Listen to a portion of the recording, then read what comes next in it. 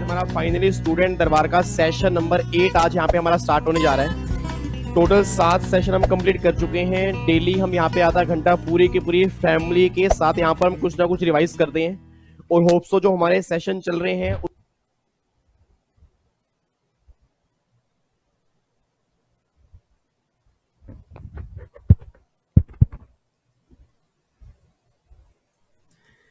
Hello friends, क्या हाल चाल है जी। चलो सभी का हाल चाल बढ़िया ही होना चाहिए। तो फाइनली एक बार मैं फिर अपनी पूरी की पूरी फैमिली के सामने सारे आज यहाँ पर आ चुका हूँ। लास्ट 2 सेशन मैंने नहीं लिए थे क्योंकि मेरी थोड़ी तबीयत सही नहीं थी। आज भी मेरी तबीयत पूरी सही नहीं है, बट ऐसे आपका कई बार मेरे बिना मन नहीं लगता, मेरा भी आपके बिना मन नहीं लगता। मतलब मुझे ऐसा लगता है कि नहीं यार, मुझे जाना चाहिए, चाहे मैं जितना भी सेशन ले पाऊँ, कम से कम कुछ बच्चों को अपना मैं आउटपुट दे पाऊँ कि जो बच्चे इस टाइम बैठे हैं घर में, लॉकडाउन के अंदर बैठे हैं, तो मेरी तरफ से जितना हो सकता है मैं उनको देने की कोशिश करूं, ताकि वो कम से कम एग्जाम में आने के बाद मुझे याद करें कि यार विवेक सर ने जितनी क्लासेस डाली थी ना, उससे हमारे पेपर बहुत बढ़िया हुए हैं। मैं पूरी कोशिश करता हूं कि अपना बेस्ट आपको दे पाऊं। अब वो कितना आपके लिए मतलब अच्छा रहेगा ये तो भगवान जानता है, बट मैं अपना हार्डवर्क पूरा 200% करूंगा, इतनी मेरी गारंटी है। ठीक है जी, इधर सुना ध्यान से। अब जो लास्ट सेशन हमने किया था ना, वो सेशन नंबर 22 हमारे हो चुके हैं। 22 हमारा CS प्रोफेशनल का था। उससे पहले सेशन नंबर 21 जो हमने किया वो एग्जीक्यूटिव का था। आज भी हमारा एग्जीक्यूटिव का ही है। तो उसमें हमने ना ICSI के जो MCQs थे वो हमने स्टार्ट किए हुए थे, और 30 MCQs ही मैं करवा पाया था अपने गले की प्रॉब्लम की वजह से। तो आज हमें बैलेंस 40 MCQs कंप्लीट करने हैं। तो कोशिश मेरी ये रहेगी कि 40 MCQs आज मेरे कंप्लीट हो जाए, अगर भगवान ने चाहा तो। आपका बस साथ ये चाहिए कि आपने ध्यान से सुनना है मेरी बातों को। आपके जो भी डाउट्स होंगे, 2-3 डाउट्स आए थे, वो 2-3 डाउट्स में पहले मैं डिस्कस करूंगा। उसके बाद आपके जो भी डाउट्स होंगे, जितने भी आपके डाउट्स होंगे, वो डाउट्स आप कमेंट बॉक्स में डाल दोगे। फिर जब मैं अगला पेपर करवाने के लिए आऊंगा, उससे पहले मैं आपके डाउट सारे ले लूंगा। ठीक है नी। अच्छा, मैंने अपनी पूरी कोशिश की थी कि आपका ना टाइम वेस्ट ना जाए, इसलिए मैंने कल PGVP की ना क्लास नंबर 1 डाली थी। और PGP की क्लास नंबर 1 मुझे देख के पता लग गया कि बहुत सारे बच्चे गुस्सा थे। उनके डिसलाइक देख के मुझे पता लग गया कि वाकई बच्चों को गुस्सा था कि विवेक सर क्यों नहीं आ रहे।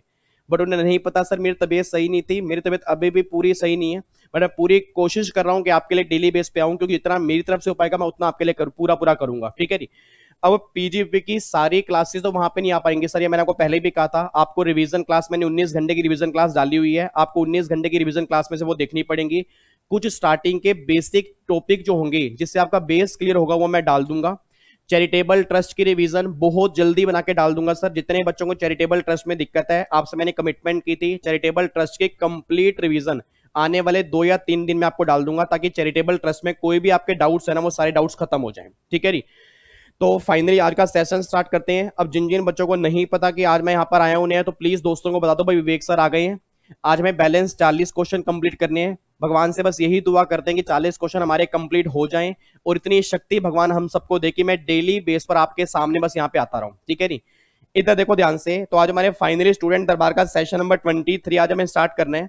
तो हमारे जो ICSI के MCQs हैं, उसका पार्ट नंबर 6 आज हम स्टार्ट करने जा रहे हैं जी। अच्छा, आपके पहले मैं डाउट्स यहाँ पर डिस्कस करूंगा। एक बार जो आपके लास्ट सेशन में डाउट्स है पहले वो डिस्कस कर लेते हैं, और चैरिटेबल ट्रस्ट का टॉपिक जो है मैं बहुत जल्दी आपके सामने यहाँ पे डालूंगा। और बाकी जितने भी टॉपिक की है, मैं आपको बार बार कह रहा हूँ, रिवीजन प्लीज 19 घंटे की रिवीजन क्लास से कर लो सर। उसके अंदर मैंने पूरी जान लगाई हुई है। बिलीव मी, अगर आप एक बार रिवीजन देखोगे ना, आपको देखने का मजा आएगा। GST और इनकम टैक्स की कंप्लीट रिवीजन क्लास में डाल चुका हूँ। और अगर जो बच्चा 37 आवर्स नहीं लगा सकता रिवीजन करने में, तो मुझे समझ नहीं आ रहा फिर वो क्या करेगा। 18 घंटे के अंदर पूरा GST कंप्लीट मैंने रिवाइज कराया अच्छे से। 19 घंटे के अंदर इनकम टैक्स, और इनकम टैक्स के बहुत सारे टॉपिक तो मैं डेली आधे घंटे के सेशन में करवा चुका हूं। तो जिन जिनको नहीं पता, आधे घंटे के सेशन में जो हमारे चल रहे हैं, उसमें मैंने काफी सारे टॉपिक रिवाइज करवाए हैं। तो प्लीज वो सारे सेशन पहले देख लेना, फिर आप ये सेशन स्टार्ट कर देना। ठीक है जी। इधर देखो ध्यान से। अब एक बार चेक करते हैं सर। अगर मैं बात करता हूं आपके ना, लास्ट सेशन में 2 डाउट्स मेरे पास आए थे।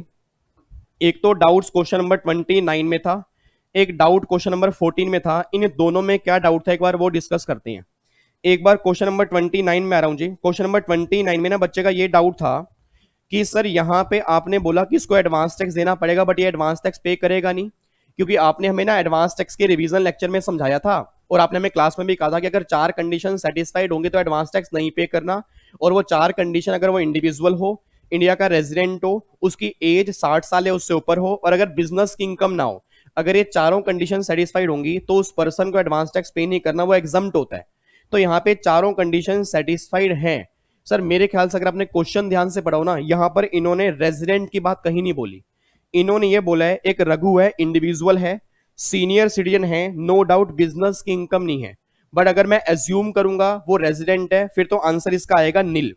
और अगर मैं एज्यूम करूंगा ये नॉन रेजिडेंट है, तो फिर इसका आंसर वही आएगा जो हमने उस दिन निकाला था। और एक बच्चे का डाउट ये भी था कि क्या जो भी हमारा एडवांस टैक्स आएगा उसमें हम सेस ऐड करते हैं? सर बिल्कुल ऐड करते हैं। सेस तो आपको हर केस में ऐड करना है, चाहे वो नॉर्मल टैक्स हो चाहे वो एडवांस टैक्स हो, आपको हर केस में सेस ऐड करना ही है। तो अगर आप रेजिडेंट एज्यूम करोगे तो आंसर इसका नील आएगा, अगर आप एनआर एज्यूम करोगे तो आंसर इसका वही आएगा। एक बच्चा बोल पड़ा, कहता सर रघु के नाम से ही पता लग रहा है, रघु के नाम से ही पता लग रहा है ये पर्सन रेजिडेंट है। सर नाम से नहीं आप कह सकते, और बहुत सारे लोग इंडिया के ऐसे हैं जो बाहर जाके नॉन रेजिडेंट बन चुके हैं। अब उसके नाम से आप थोड़ा बोलोगे कि वो रेजिडेंट है या नॉन रेजिडेंट है। रेजिडेंट होना या ना होना वो कंडीशन पे डिपेंड करता है। अब एक बच्चा बोल पड़ा, कहता भाई सर को ये तो बोल कि अगर मान लो ये क्वेश्चन हमारे एग्जाम में सेम आ गया, अगर ये क्वेश्चन हमारे एग्जाम में सेम आ गया उस केस में हम क्या आंसर देंगे? सर आपको ऑलवेज वो बताएगा कि ये रेजिडेंट है या नहीं है। यहां पे क्यों नहीं बताया? क्योंकि क्वेश्चन बहुत पुराना है, उस टाइम ऐसी कोई भी एग्जामिशन नहीं थी, अब एग्जामिशन आ चुकी है, तो अगर अब ये क्वेश्चन बनेगा तो स्पेसिफिकली बता के चलेगा रेजिडेंट है या नहीं है। तो अगर वो रेजिडेंट बोल देगा क्वेश्चन में तो आंसर नील बोल के आना, एग्जम्प्ट फ्रॉम एडवांस टैक्स, अगर ये सारी बातें वही हैं।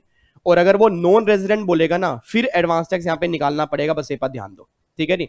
तो सर इसके 2 आंसर बन सकते हैं, जो आपने मुझे बोला वो भी आंसर सही है अगर हम एज्यूम कर लें, और अगर जो मैंने आंसर निकाला है वो भी आंसर सही है, वो भी डिपेंड करता है अजम्पशन बेस पे, तो दोनों आंसर हमारे अजम्पशन बेस पे, ठीक है नहीं?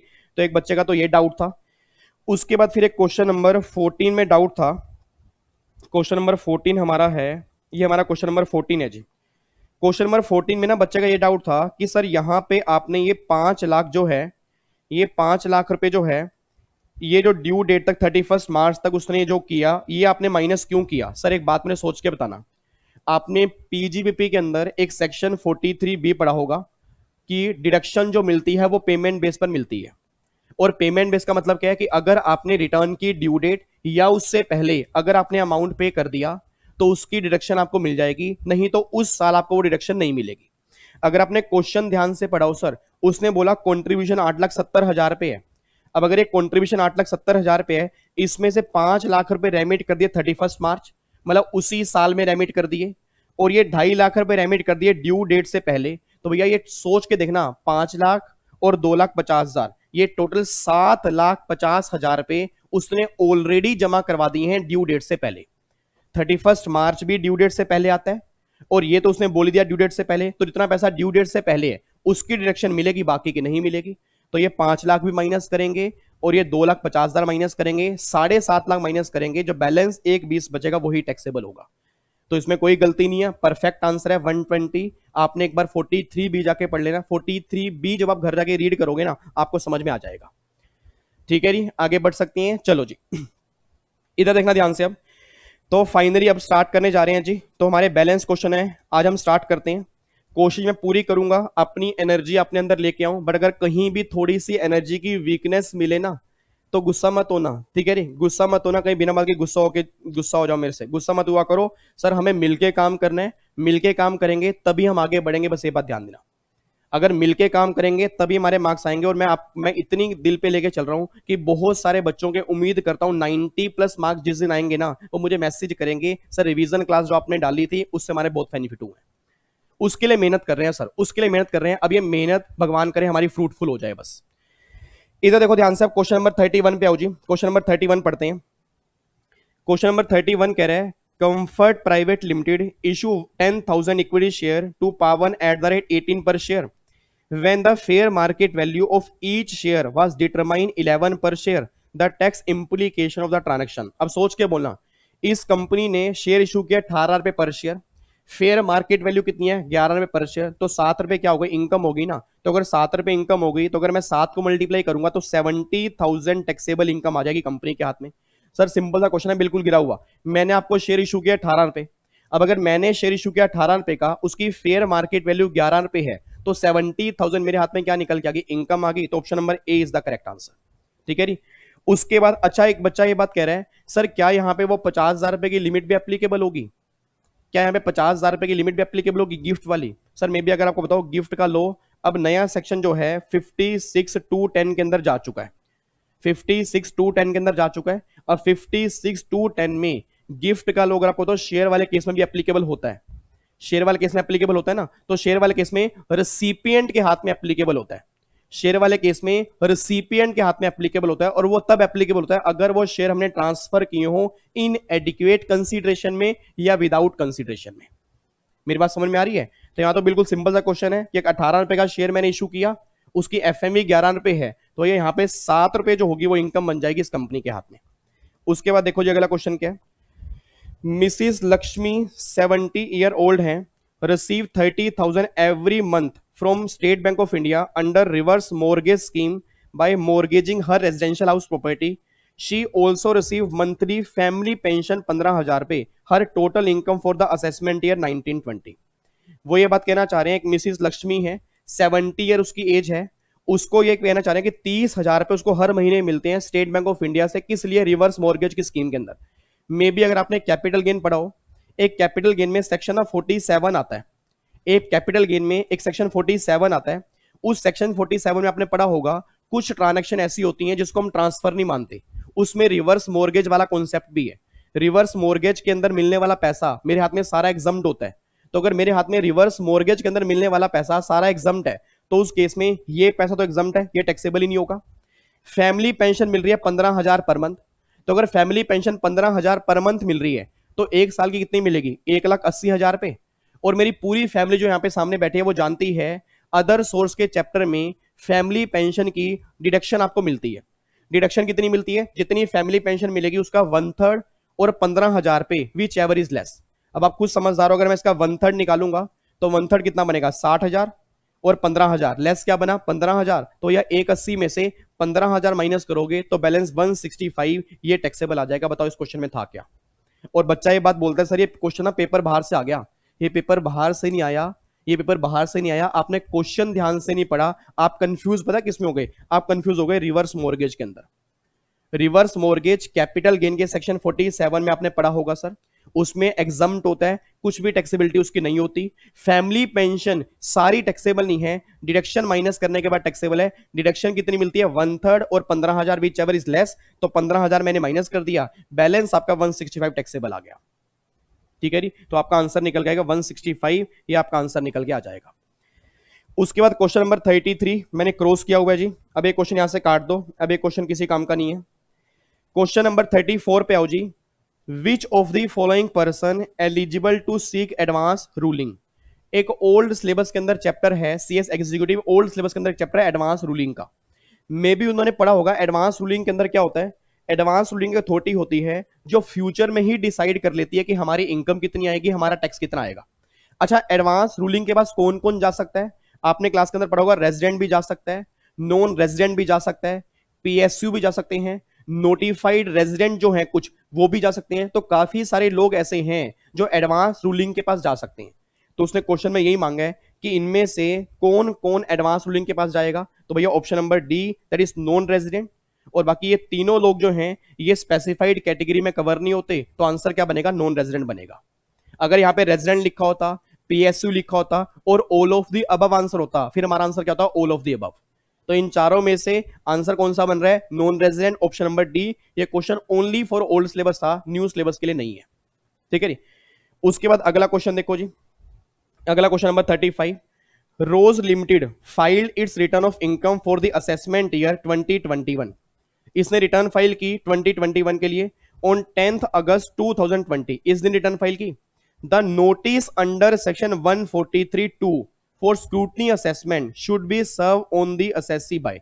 वो ये बात कहना चाह रहे हैं कि आपने रिटर्न फाइल की, और याद करो मैंने कहा था रिटर्न फाइल करने के बाद डिपार्टमेंट आपकी असेसमेंट कर सकता है, इनकम टैक्स में असेसमेंट कौन सी होती है? एक तो हम अपनी खुद असेसमेंट करते हैं, उसको बोलते हैं सेल्फ असेसमेंट, और एक डिपार्टमेंट हमारी करता है। डिपार्टमेंट हमारी कौन कौन सी करता है? याद करो, आपने क्लास में किया होगा। एक तो 143(3) स्क्रूटनी असेसमेंट, एक 144 बेस्ट जजमेंट असेसमेंट, एक 153A इनकम टैक्स की रेड वाले केस में होती है, और एक 147 जब आप इनकम छुपा लेते हो, आपने इनकम चोरी की थी, गवर्नमेंट ने उस इनकम को धप्पा कर दिया। अब अगर गवर्नमेंट ने उस इनकम को धप्पा किया, उस केस में कौन सी होगी? 147 होगी। अब जब ये असेसमेंट डिपार्टमेंट करता है, तो याद करो क्लास में आपने पढ़ा होगा कि जब असेसमेंट होती है ना, उससे पहले नोटिस जाते हैं। अब 143(3) के असेसमेंट करने के लिए नोटिस जाता है 143(2) में, और ये नोटिस जानने की टाइम लिमिट क्या होती है? असेसमेंट ईयर के एंड से 6 महीने के अंदर अंदर ये नोटिस सर्व हो जाना चाहिए। अब सोच के बोलना क्वेश्चन में क्या बोला है? असेसमेंट ईयर 2021 है, तो अगर असेसमेंट ईयर 2021 है, अब ये असेसमेंट ईयर खत्म कहां पे होगा जी? ये असेसमेंट ईयर हमारा खत्म हो जाएगा 31 मार्च 21। अब अगर मैं यहां से 6 महीने काउंट करूंगा तो वो क्या बनेंगे? 30 सितंबर 21। देखो ये आंसर निकल के आएगा। तो अगर मैं 31 मार्च 21 में 6 महीने ऐड कर दूंगा तो 30 सितंबर 21, ये आपका आंसर निकल के आएगा। Option number D is the correct answer. अब बच्चा ये बात कह रहा है, सर ये हमें ना कई बार हमें क्वेश्चन समझ में नहीं आते, तो फिर उसका क्या सॉल्यूशन है? उसका सॉल्यूशन बस एक ही है, उसका सॉल्यूशन बस एक ही है, बिना रिवीजन के क्वेश्चन प्रैक्टिस करोगे, इतने डिमोटिवेट हो जाओगे, इतने डिमोटिवेट हो जाओगे, एग्जाम देने का मन नहीं करेगा। और अगर कम से कम 2 बार रिवीजन आपने पहले कर ली है, अगर 2 बार आपने रिवीजन पहले कर ली है, उसके बाद अगर क्वेश्चन देखोगे ना, थोड़े थोड़े समझ में आएंगे। सर फिर सारे कब समझ में आएंगे? आपको मैं क्लास में नॉर्मली बोलता हूं कि बिना 4 से 5 रिवीजन के जो बच्चा एग्जाम हॉल के अंदर जाता है, वो अपने रिस्क पे जाता है, वो ये नहीं बोल सकता कि मैं पास क्यों नहीं हुआ। तभी मैं आपको कहता हूं ना, इतनी मोटी मोटी जो अलग अलग ऑथर्स की बुक लेके आप घूमते हो ना, उसका फायदा 0/0% है सर। आपको लगता होगा मैं पागल हूं, बट मैंने भी दुनिया देखी है, 6 साल से पढ़ा भी रहा हूं, उससे पहले मैं 4 साल पढ़ा भी हूं, उससे पहले भी कई साल मैंने पढ़ाई की है। तो मैंने एक्सपीरियंस देख लिया कि भैया इतनी इतनी मोटी मोटी बुक्स लेके मैं एक एक बुक को एक एक बार रिवाइज करूं, या एक बुक को मैं 5 बार रिवाइज करूं, फायदा वो है एक बुक को 5 बार रिवाइज करूं। अब प्रॉब्लम क्या है? बच्चा कहता है आप तो बोलते रहो, आपका बोलने में क्या जा रहा है? सर मेरे बोलने में कोई दिक्कत नहीं है, जिस दिन आप एग्जाम दे के आओगे ना, उस दिन आप यही बातें मेरी याद करोगे, विवेक सर सही बोलते थे। तो सिंपल सी बात है, जिस बुक से आप पढ़ रहे हो कम से कम उसी बुक को 4-5 बार रिवाइज कर लो। रिवीजन क्लास यूट्यूब पे डली हुई है सारी, उसको कम से कम 3-4 बार रिवाइज कर लो, फिर क्वेश्चन देखोगे, फिर आपको समझ में आएंगे। नहीं तो आके यहाँ पे बैठ जाओगे, मुझे भी बुरा भला बुरा बोलोगे, और ये भी लगेगा समझ में कुछ आ नहीं रहा। ठीक है, तो सिंपल सी बात ये है कि ये सारे क्वेश्चन मिक्स क्वेश्चन है। ऐसा नहीं है कि अलग अलग चैप्टर वाइज चल रहे हैं, जितने कंप्लीट चैप्टर हैं उसको मिक्स करके क्वेश्चन बने हैं। तो समझने के लिए पहले हमारे प्रोविजन क्लियर होनी चाहिए। मैं पूरी कोशिश कर रहा हूं आपको ये बताने की ये क्वेश्चन किस चैप्टर में। अब अगर आपको लगता है कि ये चैप्टर आपको रिवाइज करना है, तो एक बार आपने घर जाके रिवीजन भी उसकी करनी है। ठीक है जी। उसके बाद देखो जी, अगला क्वेश्चन देखो जी। A foreign institutional investors has total income which includes short-term capital gain on the sale of listed share ₹30 lakh. The rate of tax of for charging such income. याद करो, short term capital gain listed share, हमने क्या था capital gain के अंदर section 111A। अब section 111A पर rate क्या लगता है? 15%। तो वही तो कहना चाह रहा है कि शॉर्ट टर्म कैपिटल गेन पर रेट ऑफ टैक्स क्या लगेगा? 15%। Option number C is the correct answer. तो अगर ये क्वेश्चन भी आपको मुश्किल लगेंगे तो सर क्वेश्चन ऐसे ही बनेंगे, इससे आसान क्वेश्चन नहीं बनेंगे, क्योंकि ये पेपर आपके इंस्टीट्यूट के ही है। उसके बाद देखो जी, फिर एक क्वेश्चन आ गया मैट का। मैट की रिवीजन क्लास मैंने ऑलरेडी सेशन के अंदर डाली हुई है, एक बार चेक करो। Tax credit in respect of MAT paid as per section 115 JB will be allowed only in the previous year in which tax payable on the total income at the normal rate। वो कहना चाह रहे हैं कि जो तुम्हारा mat credit है, उस मैट क्रेडिट को तुम यूज कब कर पाओगे? याद करो, मैंने आपको क्लास के अंदर भी कहा था कि मैट क्रेडिट जो है उसको यूज कब करते हैं? जिस ईयर में नॉर्मल टैक्स ज्यादा होता है। अब भैया जिस साल नॉर्मल टैक्स ज्यादा होगा उस साल यूज करेंगे। एक बच्चा कहता है यार मेरे को तो ना यही समझ नहीं आ रहा, ये मैट क्रेडिट मिलता कब है और ये मैट का चैप्टर होता क्या है? सर मैट क्रेडिट मिलता कब है? आपको मैंने क्लास के अंदर कहा था कि जब आपका मैट ज्यादा हो, नॉर्मल टैक्स कम हो, आपको मैट देना पड़ता है। मैट देना पड़ेगा, हार्डशिप होगी, बेनिफिट मिलेगा। तो गवर्नमेंट ने कहा था उस क्रेडिट को तुम उस साल यूज कर लेना जिस साल तुम्हारा नॉर्मल टैक्स ज्यादा आएगा। देखो उसने वही बोला हुआ जी कि तुम इस क्रेडिट को यूज कब करोगे, जब तुम्हारा normal tax more than the tax payable under section 115 जेबी, मतलब जब मेरा नॉर्मल टैक्स मैट से भी ज्यादा होगा ना, मैं उस साल मैट क्रेडिट यूज कर पाऊंगा, ये गवर्नमेंट यहां पर कहना चाह रही है। तो एग्जाम में क्वेश्चन मैट का बनता ही बनता है, चाहे वो क्रेडिट कितने साल कैरी फॉरवर्ड होंगे वो पूछ लेगा, मैट का रेट क्या है वो पूछ लेगा, मैट किस पर लगेगा वो पूछ लेगा, मैट क्रेडिट यूज कब होगा उसने वो पूछ ही लिया। तो इस तरह से आपके क्वेश्चन बनते हैं मिसलिनियस चैप्टर के अंदर। उसके बाद देखो जी, अगला क्वेश्चन मैंने यहां से काटा हुआ है, उसको यहां से काट देना जी। अगले क्वेश्चन पे आओ जी। ये ओनली फॉर ओल्ड सिलेबस है जी, ये सिर्फ ओल्ड सिलेबस के लिए। जो बच्चे ओल्ड सिलेबस वाले हैं वो इसको देखेंगे। ये क्वेश्चन आपके है डबल टैक्सेशन अवॉइडेंस एग्रीमेंट का, सिर्फ ओल्ड सिलेबस में है, न्यू सिलेबस में नहीं है। एक बार फटाफट से क्वेश्चन पढ़ लो, न्यू सिलेबस वाले भागेंगे नहीं, कई न्यू सिलेबस वाले छोड़ के चले जाएंगे, क्योंकि बाकी जितने भी क्वेश्चन हैं वो सबके लिए हैं। आगे देखो जी, क्वेश्चन पढ़ो फटाफट से। Anand, a resident in India, has total income 10 lakh during the previous year 1920। The income includes foreign income 3 lakh from a country with which India does not have agreement to avoid double tax. Tax levied by the foreign country on the foreign income 40,000 रुपए, और India में tax आ रहा है 2.5 लाख रुपए। अब सोच के बोलना, सोच के बोलना, इंडिया में टैक्स 2.5 लाख रुपए आ रहा है और इंडिया में इनकम कितनी है 10 लाख, और डबली टैक्स इनकम कितनी है, जिस इनकम पर डबल टैक्स लग रहा है कितनी इनकम है 3 लाख। बच्चा कह रहा है डबली टैक्स इनकम क्या होता है, डबली टैक्स इनकम का मतलब ही होता है ऐसी इनकम जो बाहर भी टैक्सेबल है, ऐसी इनकम जो इंडिया में भी टैक्सेबल है। अब जो इनकम बाहर भी टैक्सेबल है उस पर बाहर कितना पे किया 40,000 पे। अब अगर बाहर 40 पे किया तो उस इनकम पर इंडिया में कितना पे किया वो निकालना पड़ेगा ना। तो भैया इंडिया में टैक्स आ रहा है 2.5 लाख, कितनी इनकम पर 10 लाख पर, तो डबली टैक्स इनकम मेरी 3 लाख है, उस पर कितना आएगा 75।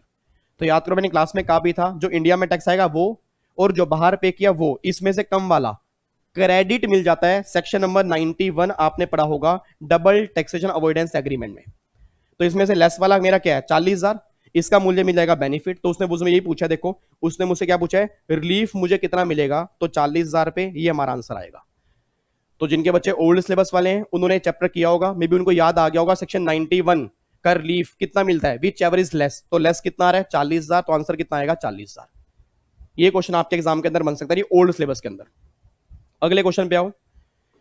When a non domestic company, when a non-domestic company is a member of AOP and its share of profit is indeterminate, the tax on total income of AOP is charged at the rate applicable to company। वो ये बात कहना चाह रहे हैं, याद करो आपको मैंने चैप्टर नंबर 1 के अंदर कहा था इंडिविजुअल HUF AOP BOI और आर्टिफिशियल जुडिशियल पर्सन पर क्या लगते हैं, स्लैब रेट लगते हैं।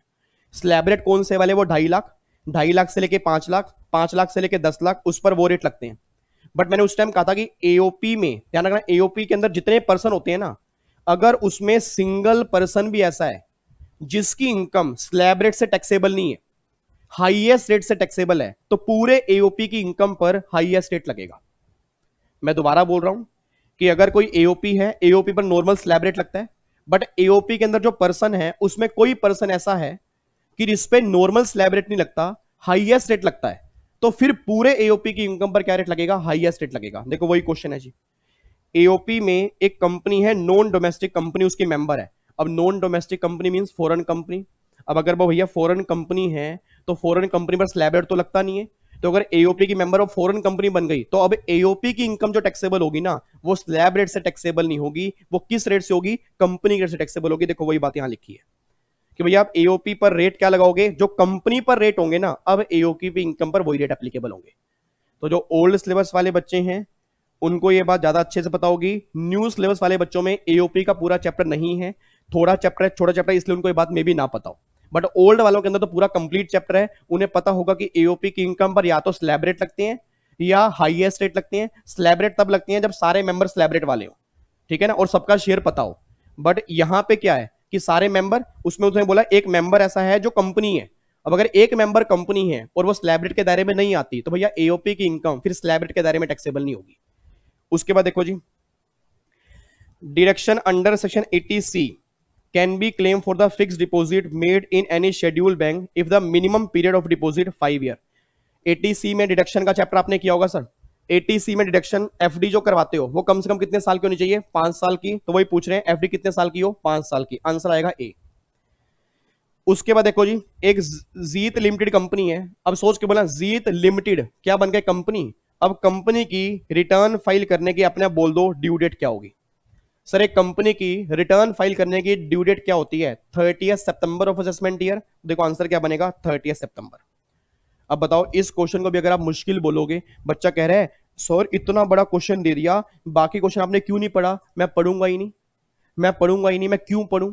सोच के बोला उसने मुझसे ड्यू डेट मांगी है। अब अगर ड्यू डेट मांगी है तो बाकी सारी बातें बेकार की हैं। यही आप गलती करके आते हो, पूरा पूरा क्वेश्चन आप पढ़ लेते हो बट आप रिक्वायरमेंट नहीं पढ़ते कि रिक्वायरमेंट उसने क्या मांगी है।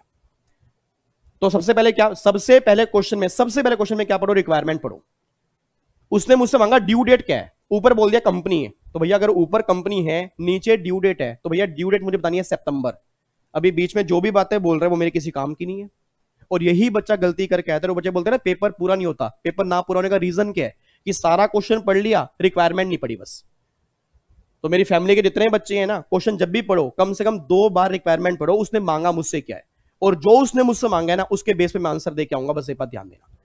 तो आंसर मेरा क्या बनेगा, 30 सितंबर। क्योंकि 30 सितंबर मैं क्यों कह रहा हूं, क्योंकि कंपनी है और कंपनी की रिटर्न फाइल करने की डेट कभी जुलाई नहीं होती, 30 सितंबर होती है। उसके बाद देखो जी अगला, अगला क्वेश्चन फिर हमारा हाउस प्रॉपर्टी का है जी। हाउस प्रॉपर्टी याद करो। हाउस प्रॉपर्टी के चैप्टर में आपने सेक्शन 24B किया होगा, इंटरेस्ट वाला, याद आ रहा है कुछ। सेल्फ ऑक्यूपाइड घर होता है, डिडक्शन मिलती है 2 लाख तक।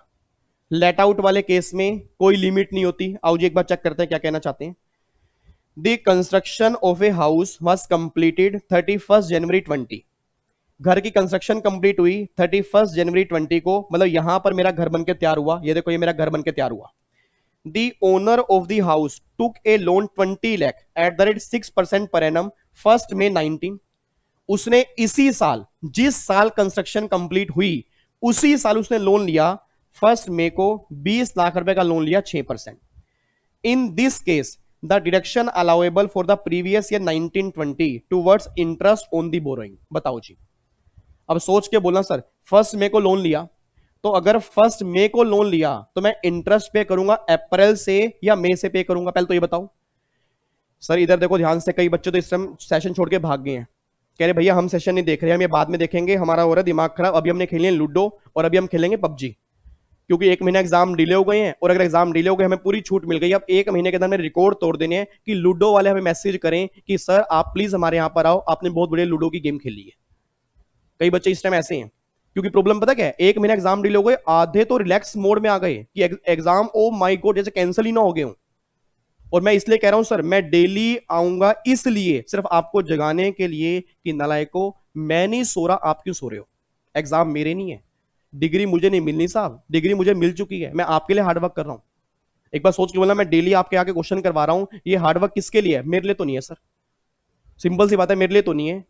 मैं तो आपको आंसर बता सकता हूं बट मैं कहता हूं कि नहीं, मेरी फैमिली का जितना बच्चा यहां पे आके बैठ रहा है कम से कम उसको बेनिफिट तो मिले। और जो बच्चे बीच में छोड़ छोड़ के भाग रहे हैं उनको ये नहीं पता उनको कितना बड़ा नुकसान हो जाएगा। इधर सुनो ध्यान से, अब एक बात में सोच के बताना, आपने हाउस प्रॉपर्टी का चैप्टर पढ़ा होगा। हाउस प्रॉपर्टी का जब आपने चैप्टर पढ़ा होगा तो उसके अंदर आपने क्लास में ये समझा होगा कि जब आप लोन लेते हो उस टाइम से आप इंटरेस्ट देना स्टार्ट करते हो। अब सोच के बोला लोन लिया मैंने 1 मई से, तो अप्रैल से इंटरेस्ट पे नहीं करूंगा, मई से इंटरेस्ट पे करूंगा। और मई से कब तक इंटरेस्ट पे करूंगा, ऑब्वियस बात है 31 मार्च तक पे करूंगा।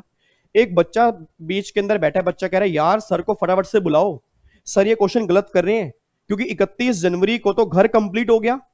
तो अगर 31 जनवरी को घर कंप्लीट हो गया तो डिडक्शन जो इंटरेस्ट की मिलेगी वो 31 जनवरी तक मिलेगी ना। मेरे लाल, मेरे काले, मेरे पीले, मेरे नोनू, मेरे सोनू, गाल पकड़ के ना आपको मैं ऐसे हिलाऊंगा, ध्यान रखना। एक बात में सोच के बोलना, आपने हाउस प्रॉपर्टी में क्या पढ़ा होगा कि भैया जिस टाइम मेरा घर कंप्लीट होता है उस साल मुझे डिडक्शन मिलती है। डिडक्शन कितने इंटरेस्ट की मिलेगी सर, वो तो रीपेमेंट पर डिपेंड करता है, कभी भी कंस्ट्रक्शन कंप्लीशन पे डिपेंड नहीं करता। आपको क्लास के अंदर कहा गया होगा कि कंस्ट्रक्शन आपकी जिस साल कंप्लीट हो रही है उस साल से डिडक्शन मिलना स्टार्ट होगी। कंस्ट्रक्शन कंप्लीशन की डेट बस हमारे इस काम की होती है। भैया इंटरेस्ट कितना मिलेगा वो तो डिपेंड करता है ना रीपेमेंट करिए नहीं की। उसने रीपेमेंट के बारे में कुछ कहा ही नहीं, तो अगर रीपेमेंट के बारे में कुछ भी नहीं कहा तो भैया 1 मई से लेके 31 मार्च तक मुझे पूरा इंटरेस्ट देना पड़ेगा।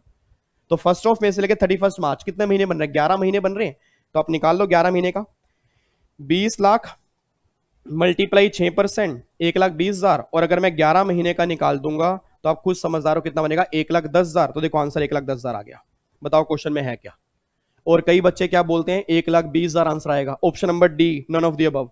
कई बच्चे 31 जनवरी तक निकाल के आते हैं। एग्जामिनर ने जान के ऑप्शन दिया नन ऑफ द अबव का, क्यों, उसको पता है कि कई बच्चे आएंगे जो आंसर नन दे के आएंगे। क्योंकि उन्होंने रट क्या रखा होगा, रट ये रखा होगा कि जहां कंस्ट्रक्शन कंप्लीट होगी वहां तक इंटरेस्ट। ऐसा कोई भी लो हाउस प्रॉपर्टी में नहीं है, ऐसा कोई भी लो हाउस प्रॉपर्टी में नहीं है। हाउस प्रॉपर्टी का लो ये बात कहता है कि जब कंस्ट्रक्शन कंप्लीट हुई, डिडक्शन उस ईयर से मिलना स्टार्ट होगी, ठीक है। और अगर आपने रीपेमेंट नहीं की तो मई से लेकर 31 मार्च तक 11 महीने बन रहे हैं, इंटरेस्ट 11 महीने का आ जाएगा।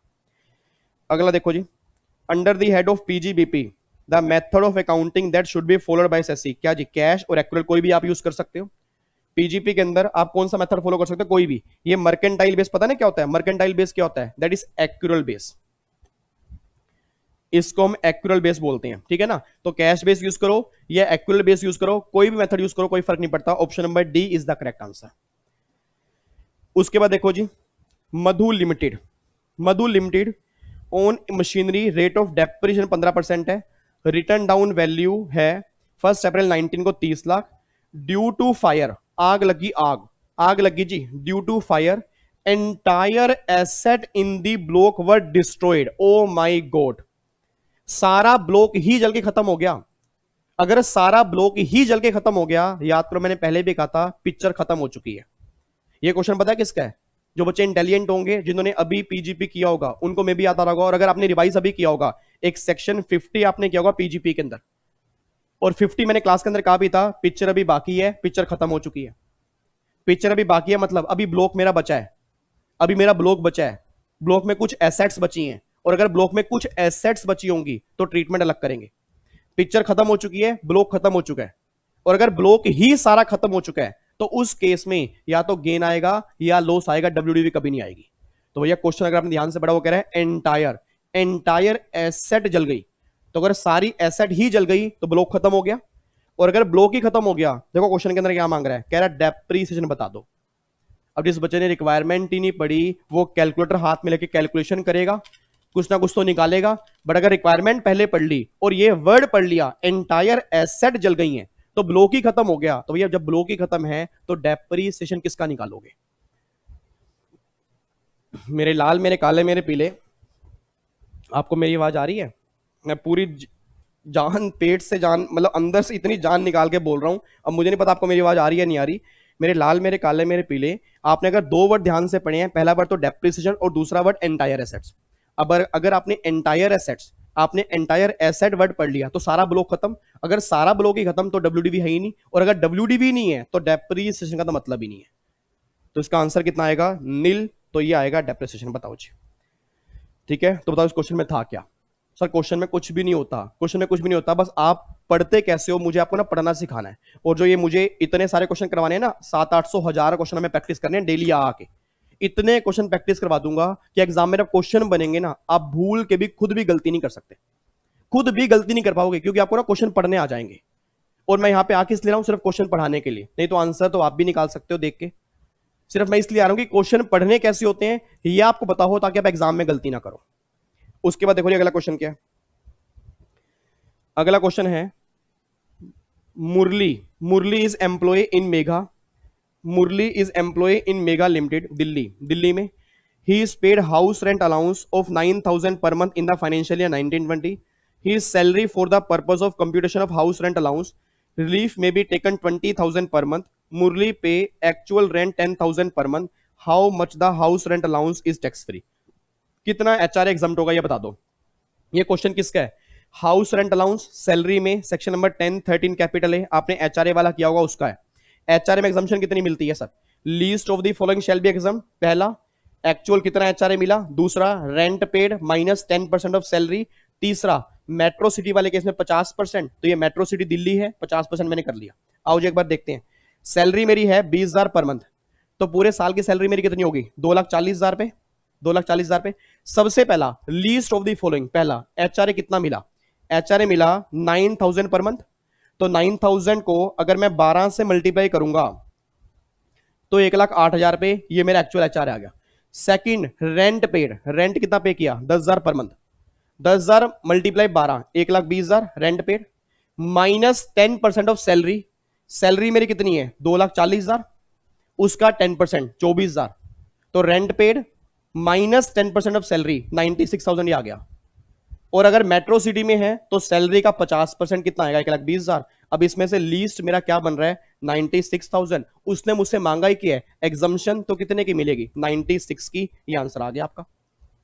सर एक बार दोबारा बता दो ना प्लीज, एक बार दोबारा बता दो मेरे लाल, इधर देखो ध्यान से, मैंने ये किया है कि एचआरए में आपने क्या पढ़ा होगा, least of the following shall be examined, least किसमें से, एक्चुअल कितना मिलेगा वो लिख लिया 1,08,000, second rent paid 1,20,000 minus 10% of salary, salary 240 है उसका 10 24,000 आ गया, ये 96 आ गया। और तीसरा अगर मेट्रो सिटी में है सैलरी का 50%, सैलरी का 50 कितना आएगा 1,20,000, तो लीस्ट क्या बनेगा 96, उसने मुझसे मांगा ही क्या है एग्जम्पशन, तो वो कितनी आएगी 96, आंसर 96 आ गया। तो option number 96, option number C is the correct answer, बस ये पर ध्यान दो। उसके बाद देखो जी अगला question, Satish, Honey Satish is employed as chief engineer in Gamma Limited, Chennai with effect from 1st April 19 for a consolidated salary 60,000 per month. He is provided with rent free unfurnished accommodation. Oh my god, question है perquisite का और question है RFA का, और RFA का भी कौन सा अनफर्निश्ड आरएफए, फिर वो कह रहे हैं ओन्ड बाय द एम्प्लॉयर, काम ही खत्म हो गया जी बस। अगर घर एम्प्लॉयर के खुद का होता है, मैंने पहले भी कहा था अगर घर उसके खुद का है तो सैलरी का 15% हम टैक्सेबल करेंगे। बच्चा कह रहा है 15 टैक्सेबल तो तब करते हो जब पॉपुलेशन 25 लाख से ऊपर होती है, ऊपर बोल तो दिया चेन्नई, ऊपर बोल तो दिया चेन्नई, और चेन्नई की पॉपुलेशन 25 लाख से ऊपर ही है। Sir Delhi Mumbai Chennai Calcutta metro city है, भूल गए क्या, तो कितना होगा 15% ऑफ सैलरी। अब सैलरी देख लेते हैं, वो कह रहे हैं उसने रहना स्टार्ट किया 1 जुलाई से। अब सोच के बोल देना कैलकुलेशन में कब से करूंगा, अप्रैल से या जुलाई से, यस आपने सही बोला जुलाई से। जब ऐसे आप मुझे आंसर देते हो ना जुलाई, दिल खुश होता है। और ये जो बच्चे ऐसे बैठे हैं ना सैड सैड होके यहाँ पे टेंशन लेके, हाय भगवान मेरा क्या होगा इस बार, ये लास्ट अटेम्प्ट है ओल्ड सिलेबस का, तो जो बच्चे ये सोचते रहते हैं बस ये सोच लो, फिर सोचते ही रहना। फिर नालायक को भगवान ने आपको 30 दिन और दिए हैं, शुक्र बनाओ भगवान का कि भैया 30 दिन और दिए हैं, इस बार इतना हार्ड वर्क कर दूंगा कि एग्जाम निकाल के दिखाऊंगा और पेरेंट्स के ड्रीम पूरे करूंगा। अब ये सोचने का टाइम नहीं है, अब करने का टाइम है। मतलब जब करने का टाइम है तब सोचते हो, और जब फिर रिजल्ट आएगा फिर सोचोगे, तो पूरी जिंदगी सोचने में निकाल दोगे मेरे ख्याल से। तो भैया अभी करने का टाइम है, अभी टाइम है, अभी करोगे तो फिर वाकई रिजल्ट बढ़िया आएगा। तो याद करो मैंने क्लास के अंदर कहा भी था आपको कि आरएफए की कैलकुलेशन उतने महीने की करना जितने महीने का फायदा मिले। तो फायदा कितने महीने का मिल रहा है जुलाई से, तो जुलाई अगस्त सितंबर अक्टूबर नवंबर दिसंबर जनवरी फरवरी मार्च, तो 9 महीने। तो आप यहां पे देख लो जी 5,40,000 पे सैलरी है, 5,40,000 पे सैलरी है, ठीक है जी। अब 5,40,000 पे कैसे आई 60,000 पर मंथ, 60,000 पर मंथ है ना, तो 60,000 को 9 से मल्टीप्लाई किया 5,40,000, उसका 15% 81,000, ये आंसर 81,000 आ गया। तो आपको 9 महीने की सैलरी निकालनी है, पूरे 12 महीने की सैलरी मत निकाल देना, और 9 महीने की सैलरी का 15% निकाल के आपका आंसर आ जाएगा। अगला सर, अगला क्वेश्चन थोड़ा इंपॉर्टेंट है, ध्यान से पढ़ना जी, अगला इंपॉर्टेंट है। अगले क्वेश्चन में है Ashwin has speculated business loss, speculative business के लॉस हैं brought forward for the assessment year 14-15 1 lakh, 15-16 के 70,000, 16-17 के 60,000। He has income from the same speculation business for the assessment year 2021 5,40,000. His total income chargeable to tax for the assessment year 2021 would be, पता क्या कहना चाह रहे हैं, वो कहना चाह रहे हैं स्पेक्युलेटिव बिजनेस के लॉस हैं पिछले 3 साल के, स्पेक्युलेटिव बिजनेस के लॉस दिए हैं पिछले 3 सालों के कभी, और इस साल की स्पेक्युलेटिव बिजनेस की इनकम दी है। याद करो सेट ऑफ का चैप्टर आपको मैंने रिवाइज करवाया था, सेट ऑफ का चैप्टर मैंने रिवाइज करवाया था, उसके अंदर मैंने कहा था स्पेक्युलेटिव बिजनेस के लॉस आप स्पेक्युलेटिव बिजनेस की इनकम से खत्म करते हो, और कितने साल तक कैरी फॉरवर्ड करते हो 4 साल। अब क्वेश्चन बनाने वाले ना वाकई बच्चों को घुमा दिया था जब ये क्वेश्चन बना था।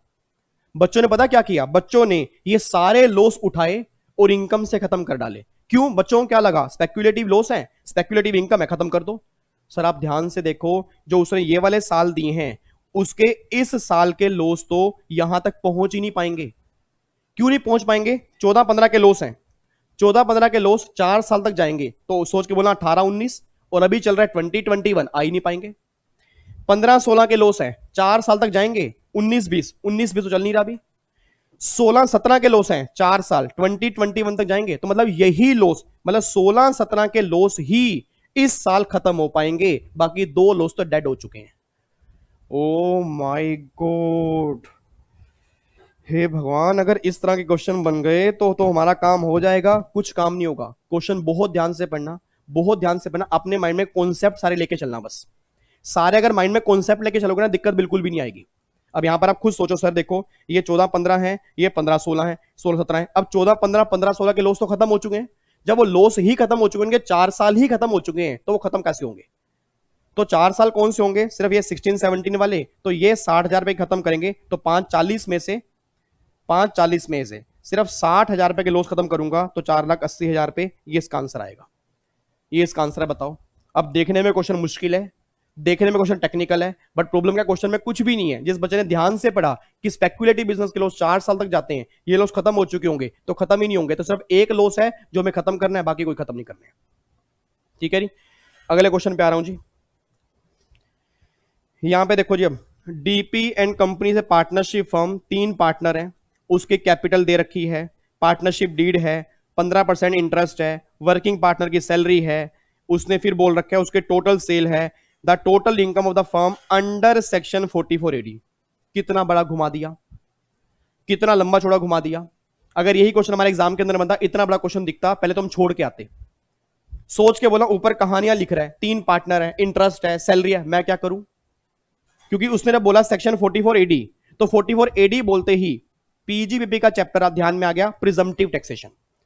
प्रिजम्पटिव टैक्सेशन के अंदर मैंने कहा था जितनी टर्नओवर होगी उसका 8% इनकम मान लेना, और अगर ऑनलाइन मोड में है तो 6% मान लेना, कोई डिडक्शन आपको नहीं मिलेगी। अब सोच के बोलना, जब मुझे कोई डिडक्शन मिलनी नहीं है तो मैं सैलरी इंटरेस्ट क्यों देखूं, मैं ये सैलरी इंटरेस्ट क्यों देखूं? तो भैया फिर 70 लाख का 8% कितना आएगा? 5,60,000, बस ये आंसर आएगा, बताओ।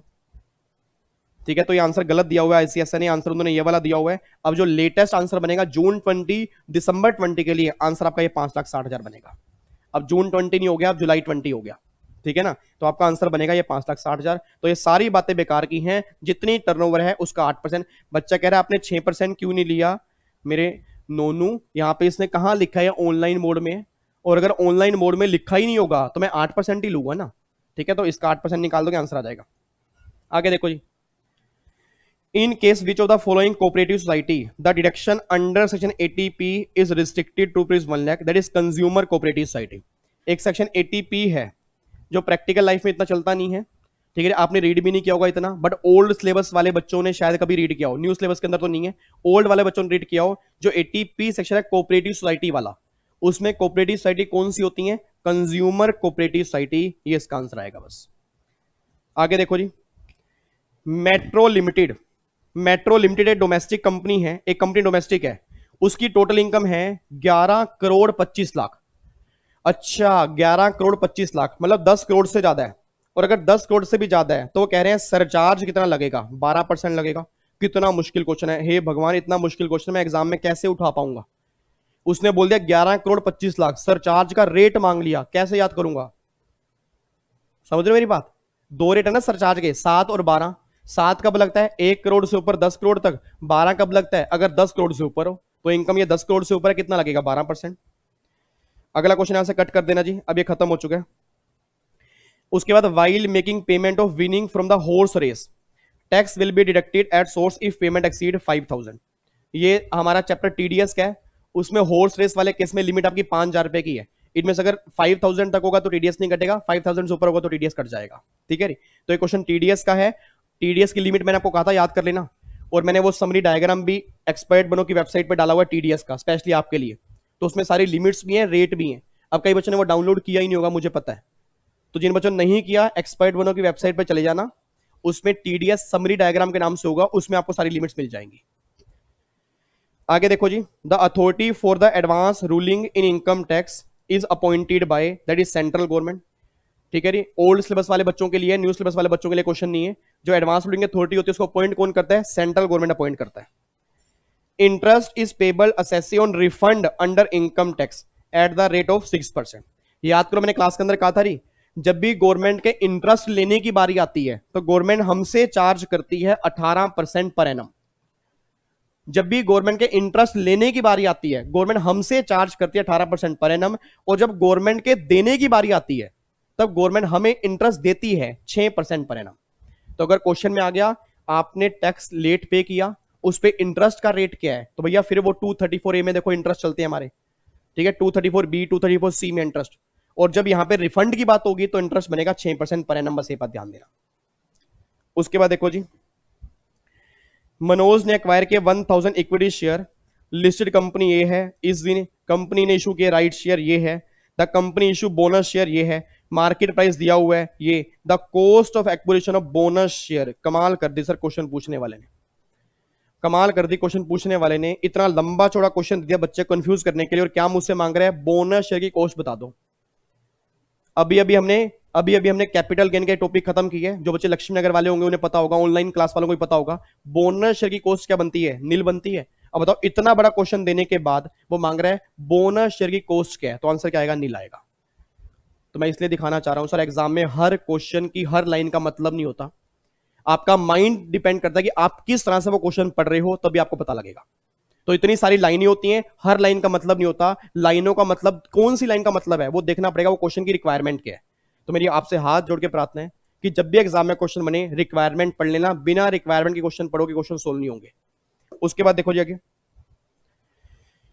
Ashok commence medical practice 1 September previous year and profession for the assessment year. अब वो कहना चाह रहे हैं इसने, अशोक ने कमेंस की मेडिकल प्रैक्टिस 1 सितंबर 19, तो बताओ इसका प्रीवियस ईयर क्या बनेगा? तो 1 सितंबर 19 से लेके 31 मार्च 20।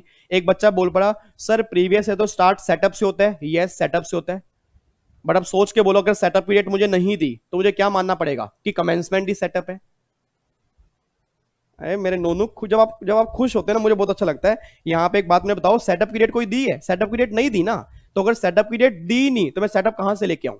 तो कमेंसमेंट दी है वही सेटअप है, तो वहां से लेके 31 मार्च ये मेरा प्रीवियस ईयर हो गया।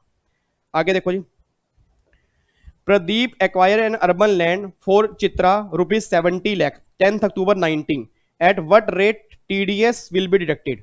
सेक्शन नंबर 194 IA, टीडीएस का रेट याद करो 1%, ये हमारा 1% आ गया। आपने अगर 194 IA पढ़ा हो, वो डायग्राम एक बार देख लेना एक्सपर्ट बनों की वेबसाइट पर आके, 50 लाख से ऊपर जाते ही टीडीएस काटना पड़ता है 1% से, that is section number 194 IA, rate हमारा 1% है। उसके बाद the validity of advance pricing agreement only for old syllabus, ये न्यू सिलेबस के लिए नहीं है। ट्रांसफर प्राइसिंग के चैप्टर में एडवांस प्राइसिंग एग्रीमेंट, उसकी वैलिडिटी कितने साल की होती है? 5 साल की। बिल्कुल simple question. Salary receive by partner from his partnership firm is consider in his personal assessment as profit and PGP. याद करो पीजीपी के अंदर सेक्शन 40B, याद आ रहा है 40B सेक्शन, पार्टनरशिप अगर वर्किंग पार्टनर को सैलरी पे करती है उसका ट्रीटमेंट क्या होगा? तो पार्टनर के हाथ में सैलरी टैक्सेबल किस साइड में करते हैं? पीजीपी के अंदर। उसने वही क्वेश्चन पूछा है। Deduction of tax from salary as per section number 192 shall be. Salary पर टीडीएस का रेट क्या होता है? याद करो मैंने क्लास के अंदर बताया भी था कि सैलरी पर टीडीएस का वही रेट होता है जो स्लैब रेट होता है। तो जो नॉर्मल आदमी के स्लैब रेट होते हैं ना, वही सेम रेट सैलरी पर टीडीएस का भी होता है। तो भैया यहां क्या बनेगा? Average rate of income tax computed, ये आपका रेट हो गया, ये आपका आ गया। उसके बाद Rohan won a state government lottery 1,11 October 19, the government should be deduct TDS. हाँ जी, 1 लाख रुपए की लॉटरी है, टीडीएस कटेगा नहीं कटेगा? यस कटेगा, 30% से कटेगा, कोई सेस ऐड नहीं होगा, तो रेट हमारा क्या होगा? 30,000 रुपए। 1 लाख का 30% निकालोगे 30,000 आएगा, गलती से भी सेस ऐड मत कर देना। टीडीएस का चैप्टर मैंने अभी रिवाइज करवाया था लाइव सेशन के अंदर ही, ये जो आधे घंटे के सेशन चल रहे हैं, क्योंकि जो बच्चे स्टार्टिंग से अटेंड उन्हें पता ही नहीं अभी तक क्या क्या हो गया, वो बार बार कमेंट बॉक्स में बस लिख रहे हैं मैथ का चैप्टर रिवाइज करवा दो, टीडीएस रिवाइज करा दो, और उनको ये नहीं पता मैथ, टीडीएस, एडवांस टैक्स ये सारे मैं रिवाइज करा चुका हूं। तो आधे आधे घंटे के एक बार सेशन देख लेना, आपको मिल जाएंगे किस सेशन के अंदर मैंने करवाए हैं, वो आप यहां पे देख लेना एक बार। उसके बाद देखो जी, where a non resident foreign companies liable to special rate 10% on amount royalty, तो उस केस में आपको डिडक्शन मिलेगी नहीं मिलेगी? नहीं मिलेगी। ये एनआर की टैक्सेशन जो है ये ओनली फॉर ओल्ड सिलेबस के लिए, न्यू सिलेबस के लिए नहीं है।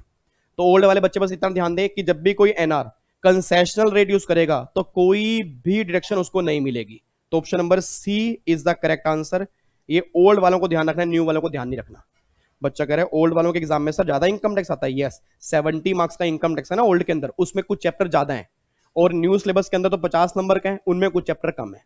तो जो जो ओल्ड वाले हैं मैं स्पेसिफिकली बता के चल रहा हूं, बाकी सब सबके लिए हैं।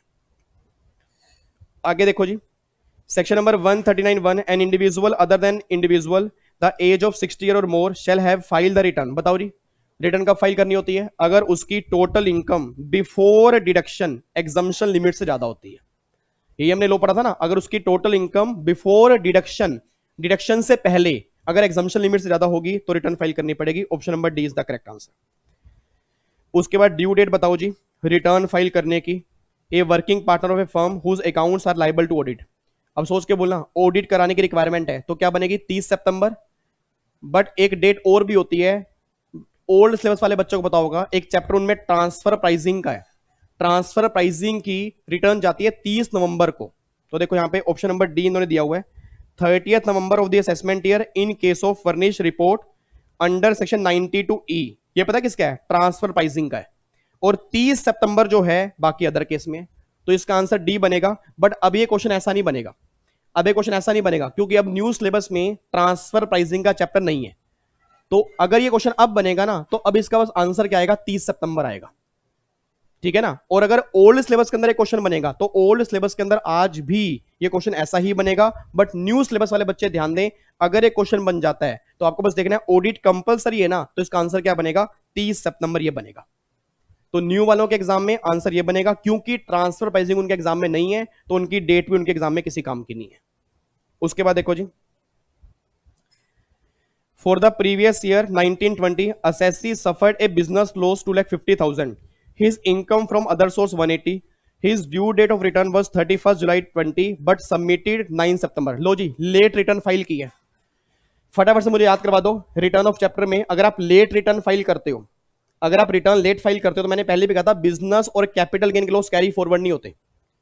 अच्छा, बिजनेस कैपिटल गेन के लॉस सेट ऑफ नहीं होते या कैरी फॉरवर्ड नहीं होते। एक सेक्शन आपने किया होगा ना रिटर्न के चैप्टर में 139(3), उसमें क्या लिखा है कि अगर आपने रिटर्न सही टाइम पर फाइल नहीं की तो बिजनेस और कैपिटल गेन के लॉस कैरी फॉरवर्ड नहीं होते, सेट ऑफ तो हो जाते हैं। देखो जी, यहां पे 250 के लॉस हैं, 180 की इनकम है, तो ये लॉस तो मैं सेट ऑफ कर दूंगा। बैलेंस 70,000 के जो लॉस बचेंगे ना, वो कैरी फॉरवर्ड नहीं होंगे। देखो option number C, set off allowed है 180 तक, और जो बैलेंस 70,000 रुपए के लॉस बचेंगे वो कैरी फॉरवर्ड नहीं होंगे, क्योंकि आपने रिटर्न सही टाइम पर फाइल नहीं की। और आपने ये भी क्लास के अंदर पढ़ा होगा, अगर रिटर्न सही टाइम में फाइल नहीं करते, हाउस प्रॉपर्टी के लॉस कैरी फॉरवर्ड हो जाते हैं, अनएब्सॉर्ब डेप्रिसिएशन कैरी फॉरवर्ड हो जाते हैं, बट बिजनेस और कैपिटल गेन के लॉस कैरी फॉरवर्ड नहीं होते। उसके बाद देखो जी, द नोटिस अंडर सेक्शन 143(2), वही क्वेश्चन दोबारा आ गया जो भी हमने पहले किया। स्क्रूटनी असेसमेंट, उसका नोटिस कब तक जाता है? 6 महीने। ये आ गया जी, ठीक है जी, option number C is the correct answer. उसके बाद एक पर्सन है, डिसेबिलिटी है, उसको डिसेबिलिटी कितनी है? सेवरर, मतलब 80% से ज्यादा। तो अगर 80% से ज्यादा डिसेबिलिटी है तो डिडक्शन कितनी मिलेगी? 1,25,000 रुपए। Option number C is the correct answer. Section 80U आपने पढ़ा होगा ना, डिडक्शन मिलती है 80U के अंदर। नॉर्मल डिसेबिलिटी 75, 80% से ऊपर 125, तो आंसर क्या आएगा? 125 आएगा। उसके बाद देखो जी, यहां पे Biren discontinue wholesale trade in the medicine 1 July 17। He recovered 150 in October 19, being a bad debts, which was written off and allowed in assessment year 18-19. He has eligible brought forward loss, wholesale trade in medicine 170. The consequence of bad debts recovery is that. क्या कहना चाह रहे हैं? वो ये कहना चाह रहे हैं बिजनेस बंद कर दिया, बिजनेस डिसकंटिन्यू कर दिया, एक बैड डेट्स उसको पहले अलाउड हो चुके थे। अब मुझे नहीं पता कितने बच्चों को ध्यान आएगा, पीजीपी के चैप्टर में एक सेक्शन 36 आपने किया होगा, उसके अंदर मैंने कहा था provision for doubtful debts debit नहीं करते, बैड डेट्स जब हो जाते हैं वो डेबिट करते हैं। और अगर बैड डेट्स डेबिट कर दी उसके बाद में उसकी रिकवरी हो रही है, याद करो सेक्शन 41(4), अगर बैड डेट्स अलाउड कर दिए बाद में रिकवरी हो रही है, वो रिकवरी टैक्सेबल होती है। तो रिकवरी किसकी इनकम बनती है? पीजीपी की। तो उसने बोला ये रिकवरी हुई 1.5 लाख की, लॉस आपके 170 हैं, तो क्या इस इनकम से ये लॉस खत्म हो जाएंगे? बिल्कुल हो जाएंगे। क्योंकि ये इनकम भी पीजीबीपी की इनकम होती है, ये बात हमने वहां पर पढ़ी थी। देखो जी, यहां पर it is eligible for set of against brought forward business loss. तो ये सेट ऑफ के लिए एलिजिबल है, इसमें कोई दिक्कत वाली बात नहीं है। तो question number 69 and last question देखो जी। Mrs Meena retired from service with Sky Limited on 31 January 20 आएगा यहां पे। She receive the following amount from the unrecognized provident fund, लो यूआरपीएफ। रिटायरमेंट हो गई जी, देखो उसने लिखा ना रिटायरमेंट, रिटायरमेंट हो गई और पैसा मिल रहा है यूआरपीएफ का। याद करो सैलरी का चैप्टर, अगर पैसा यूआरपीएफ का मिलेगा तो मैंने कहा था 4 केस बनाओगे। 4 केस कौन कौन से? एम्प्लॉय कॉन्ट्रीब्यूशन, एम्प्लॉय कॉन्ट्रीब्यूशन का इंटरेस्ट, एम्प्लॉयर कॉन्ट्रीब्यूशन, एम्प्लॉयर का इंटरेस्ट। याद आ रहा है कुछ? एम्प्लॉय कॉन्ट्रीब्यूशन टैक्सेबल नहीं होगा, क्यों? पहले टैक्सेबल हो चुका होगा ड्यूरिंग जॉब। उसका इंटरेस्ट कहां जाएगा? अदर सोर्स में, अगर आपको ध्यान आ रहा हो। एम्प्लॉयर कॉन्ट्रीब्यूशन पहले टैक्सेबल नहीं हुआ था, अब टैक्सेबल होगा। उसका इंटरेस्ट सैलरी में ही टैक्सेबल होगा, ये भी टैक्सेबल होगा। तो टैक्सेबल सैलरी में क्या होना है? उसने मुझसे मांगा, पता क्या मांगा है? कह रहा सैलरी में कितना टैक्सेबल होगा, अदर सोर्स में नहीं। मैं दोबारा बोल रहा हूं, उसने ये नहीं मांगा टोटल कितना टैक्सेबल होगा, वो कह रहा है सैलरी में कितना आएगा। तो सैलरी में तो सिर्फ एम्प्लॉयर कॉन्ट्रीब्यूशन और उसका इंटरेस्ट। तो एम्प्लॉयर कॉन्ट्रीब्यूशन कितना है? एम्प्लॉयर कॉन्ट्रीब्यूशन है यहां पे देखो जी, ये रहा 1,10,000 और उसका इंटरेस्ट कितना है? 15,000। तो बाकी एम्प्लॉई कॉन्ट्रीब्यूशन नॉन टैक्सेबल, पहले टैक्सेबल हो चुका है। एम्प्लॉई कॉन्ट्रीब्यूशन का इंटरेस्ट वो अदर सोर्स में टैक्सेबल है, सैलरी में नहीं होता। तो सिर्फ 1,10,000 और 15, 1,25,000 पे यहां टैक्सेबल होगा। ये क्वेश्चन आ गया जी। अब इन सारे क्वेश्चन को एक बार दोबारा देख लेना, चैट बॉक्स में डाउट आप लोगे कोई फायदा नहीं है। सारे क्वेश्चन एक बार दोबारा देख लेना, मैं दोबारा बोल रहा हूं, एक बार दोबारा सुन के फिर डाउट पूछना प्लीज। एक बार दोबारा बोलूंगा, दोबारा सुन के फिर डाउट पूछना प्लीज, क्योंकि अगर ऐसे डाउट पूछोगे ना, एकदम ही डाउट पूछ लोगे, कोई फायदा नहीं होगा, क्योंकि आपके कॉन्सेप्ट खुद बिल्डअप नहीं होंगे। तो फाइनली अब हमारे सर 3 पेपर हो चुके हैं, अप्रोक्सीमेट 3 पेपर, मतलब 70 × 3, हमने 210 क्वेश्चन प्रैक्टिस कर लिए सर। 210 क्वेश्चन हमने यहां पे प्रैक्टिस कर लिए विद ऑल अमेंडमेंट्स, जो इंस्टीट्यूट ने रिवाइज नहीं किए थे, हमने रिवाइज किए हैं। ठीक है जी। अब कई बच्चों को ये भी हार्ड वर्क पसंद नहीं आ रहा, उनको लग रहा है रिवाइज करने में है क्या, कर लेंगे रिवाइज, कोई दिक्कत वाली बात नहीं है सर। ये पिछले 4 सालों के लो को पढ़ के आज के लो को रिवाइज करना आपके लिए आसान होगा सर, मेरे तो फिर भी 2 घंटे लग जाते हैं। आपको मैंने पहले भी कहा था, आपको देखने में लगता होगा सेशन 50 मिनट का है, ये सेशन कम से कम 3 घंटे का होता है, क्योंकि उससे आने से पहले 2 घंटे मुझे क्वेश्चन सारे देखने पड़ते हैं, रिवाइज करने पड़ते हैं, फिर मैं यहां पे आता हूं। ठीक है जी। तो बस यही बोलूंगा, प्यार करना, अच्छा लगे तो लाइक करना, नहीं लगे तो कोई बात नहीं, डिसलाइक तो आप करते ही हो। आप, मैंने पीजीपी का चैप्टर देख ही लिया, आपने कितना अच्छे से देखा उसको, कितना गुस्से से आपने देखा है। ठीक है जी, चलो कोई नहीं, अच्छी बात है। ठीक है, अगर आपने लेक्चर ध्यान सुना पीजीपी का, सर इतनी गारंटी दे रहा हूं, जो कॉन्सेप्ट उसके अंदर समझ, अगर आपने पूरा लेक्चर देखा है, इतनी गारंटी है, जो कॉन्सेप्ट उसके अंदर आपके बिल्डअप होंगे ना, पूरी जिंदगी लगे रहना, पीजीपी के कॉन्सेप्ट को समझ में नहीं आएंगे।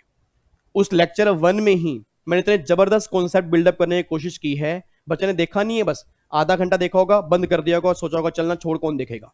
यही सबसे बड़ी प्रॉब्लम होती है कि बिना पूरा लेक्चर देखे काम खत्म कर देना, उससे नुकसान कहीं ना कहीं आपका ही है सर। ये ध्यान रखना, नुकसान आपका ही है, एग्जाम आपके हैं। और मैं आपको बार बार कह रहा हूं, जितनी बढ़िया से तैयारी करोगे, ये टाइम कभी वापस नहीं आएगा, ये टाइम वापस नहीं आएगा, ये मेरी गारंटी है सर। ये टाइम जो अब मिल गया, ये वापस नहीं आएगा। इसमें जितनी पढ़ाई करोगे, जितने बढ़िया मार्क्स ला सकते हो, इसी में ला सकते हो बस। तो अगर आप अभी मार्क्स नहीं लेके आ पा रहे ना, इस टाइम मार्क्स नहीं लेके आ पा रहे, फिर मार्क्स कभी नहीं आएंगे। इतनी रिवीजन क्लास डालने के बाद, इतना मटेरियल डालने के बाद भी अगर आपके पास एक्सक्यूज हैं, तो बस एक्सक्यूज के अंदर जिंदगी निकल जाएगी फिर। ठीक है, चलो तो फिर बाकी मुलाकात करते हैं नेक्स्ट सेशन के अंदर। अब मैं मिलूंगा आपको ट्यूसडे को, मिलूंगा जी। ठीक है जी, कल हमारा सेशन प्रोफेशनल वालों का है ट्यूसडे को, और कल हमारा प्रोफेशनल का है। तो भगवान जी बस फटाफट से तंदुरुस्त कर दें, तबीयत एकदम बढ़िया कर दें, और एनर्जी के साथ मेरे को डेली बुलाते रहें, बस यही मेरी मनोकामना है। ठीक है, ओके री, bye bye, tata, thank you so much, जय हिंद, God bless you, love you, take care. और अच्छी लगे तो लाइक करके जाना यार, नहीं तो कोई दिक्कत नहीं है। बाकी कोई डाउट्स हो कमेंट बॉक्स में डाल देना। ठीक है, लव यू सो मच, तैयारी अच्छे ढंग से करो, और बस थैंक यू यार, गॉड ब्लेस यू।